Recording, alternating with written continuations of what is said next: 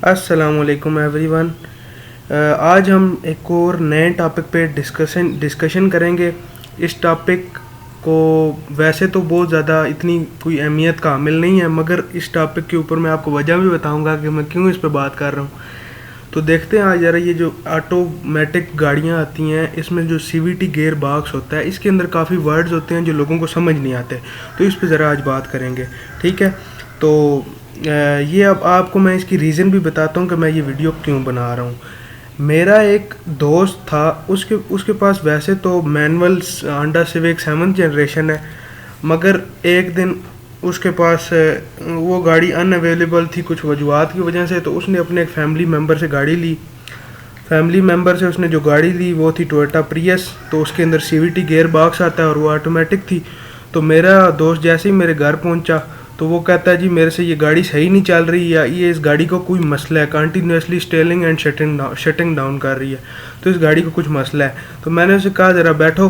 Driving seat पर जैसे ही बैठे मैंने उसे पूछा कि ये क्या कर रही है।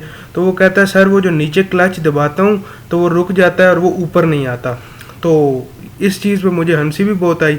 और फिर मैंने उसे बताया कि वो जो थर्ड लीवर है वो क्लच नहीं है, बल्कि वो एक हैंड ब्रेक है। वो आपके लिए एक हैंड ब्रेक का काम करती है जो आपके फुट पैडल में लगी हुई है। वो एक किस्म की ब्रेक है। तो उसे भी बहुत हंसी आई। सिर्फ वो ये था कि वो ये ब्रेक दबा देता था, वो ये जो पार्किंग ब्रेक या हैंड ब्रेक थी जो फुट रेस्ट में थी वो ये दबा देता था, और वो इसे क्लच समझ रहा था और उससे गाड़ी सही चल नहीं रही थी। तो इस वजह से मैंने ये वीडियो बनाई। और फिर मैंने उसके बाद में उसे समझाया भी सही कि ये क्लच नहीं है बल्कि ये एक हैंड ब्रेक है या पार्किंग ब्रेक है जो हम यूज़ करते हैं, ठीक है। चलें फिर, मज़ाहिया बातें तो बहुत हो गई, चले अब टॉपिक की तरफ चलते हैं कि इनका क्या मकसद है और क्या वजूहत हैं जिन वजह से मैंने वीडियो बनाई है, वो तो आपको पता चल गया। अब मैं आपको ये बताता हूँ कि ये जो लेटर्स हैं ऑटोमेटिक सीवीटी गियर बॉक्स के ऊपर आते हैं, ये लेटर्स किसके लिए स्टैंड फॉर करते हैं या इनका क्या मतलब है। तो सबसे पहले तो जो सीवीटी गियर बॉक्स है वो इस तरह का कुछ दिखता है, ठीक है। ये अभी लेटेस्ट कार्स में आ रहा है, पहले नहीं था। अब ये पी जो है वो तो ऑफ कोर्स पार्किंग के लिए है, ठीक है। पार्किंग आपने कहीं भी गाड़ी रोकनी होती है आप पार्किंग गियर में लगा दें, पार्किंग। आर जो है रिवर्स के लिए है कि गाड़ी आपकी पीछे जाती है, ठीक है। और इसके बाद एन जो है वो न्यूट्रल के लिए है कि आप गाड़ी को न्यूट्रल में छोड़ के आप, यानी आपकी गाड़ी कहीं रुक जाती है आप न्यूट्रल में करके उसे धक्का लगा के कहीं आगे पीछे कर सकते हैं, ठीक है। ये भी आपके पास फीचर है। इसके अलावा जो है आपके पास सीवीटी गियर बॉक्स के ऊपर जो डी आता है, डी तो खैर सारों को ही पता है कि डी जिस तरह पी और आर का हर किसी को पता है, इस तरह डी को भी पता है कि डी ड्राइविंग के लिए है।